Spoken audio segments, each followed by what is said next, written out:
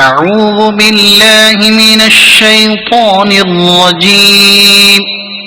بسم الله الرحمن الرحيم. هل أتى على الإنسان حين من الدهر لم يكن شيئا مذكورا إنا خلقنا الإنسان من نطفة أمشاج نبتليه فجعلناه سميعا بصيرا إنا هديناه السبيل إما شاكرا وإما كفورا إنا أعتدنا للكافرين سلاسل وأغلالا وسعيرا إن الأبرار يشربون من كأس كان مزاجها كافورا عينا يشرب بها عباد الله يفجرونها تفجيرا يوفون بالنذر ويخافون يوما كان شره مستطيرا ويطعمون الطعام على حبه مسكينا ويتيما وأسيرا إنما نطعمكم لوجه الله لا نريد منكم جزاء ولا شكورا إنا نخاف من ربنا يوما عبوسا قمطريرا فوقاهم الله شر ذلك اليوم ولقاهم نضرة وسرورا وجزاهم بما صبروا جنة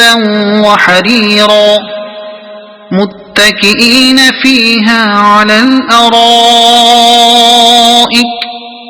لا يرون فيها شمسا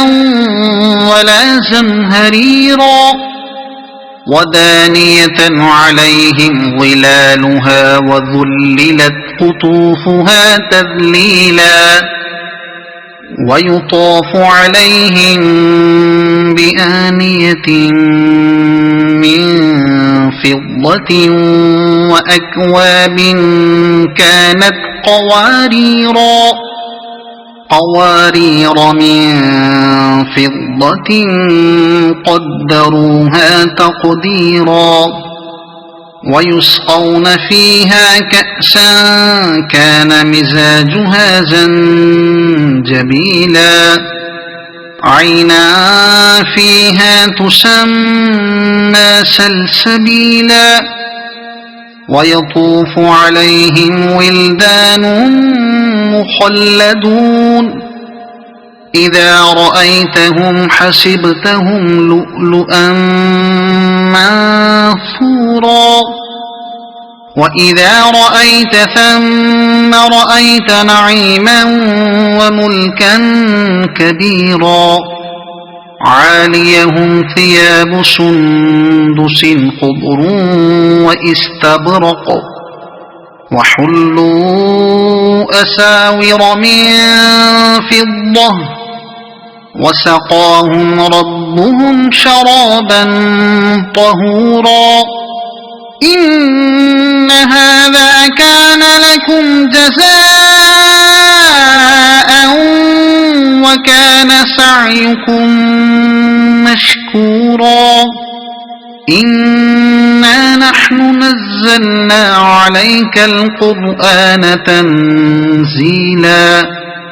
فاصبر لحكم ربك ولا تطع منهم آثما أو كفورا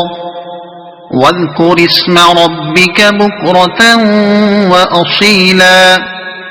ومن الليل فاسجد له وسبحه ليلا طويلا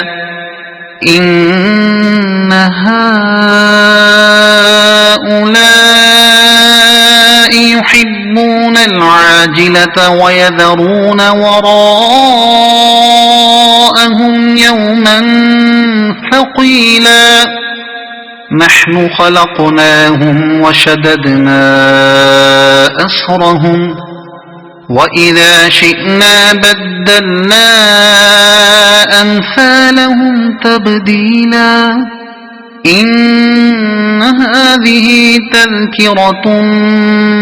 فمن شاء اتخذ إلى ربه سبيلا وما تشاءون إلا أن يشاء الله إن الله كان عليما حكيما يدخل من يشاء في رحمته والظالمين أعد لهم عذابا أليما صدق الله العظيم.